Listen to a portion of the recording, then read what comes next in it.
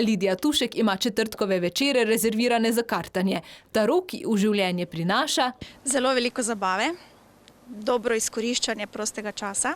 Je edina ženska med ptujskimi kvartopirci. 29, 58 plus 10, Lidija plus 10.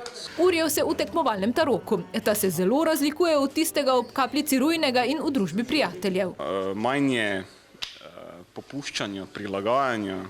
Razlika je recimo, da si tu na tekmovanju malo manj sproščen, bolje nekako, bom rekel, kar napeta igra.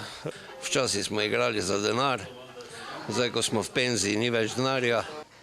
Opazovanje takšne igre je tistim, ki si želijo več akcije, dolgočasno. Igralcem pa menda čas še prehitro mine. Igra se lahko igra celo noč. Sploh ni dolgočasno, zelo naporno včasih, posebno če palčko igraš. Tistemu, ko je tarok dolgočasen, ga niti ne igra. Smo igrali že tudi, ne vem, po več kot 6-7 ur. Za tekme morajo biti psihično in fizično pripravljeni. Tarok je nepredvidljiv in naporen.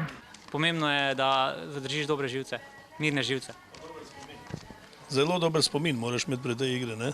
Moraš pomniti, kaj je padlo, pa kaj bo, kaj še imajo v roke padlo, ne? Med njimi so tudi takšni z zmagami v državni konkurenci.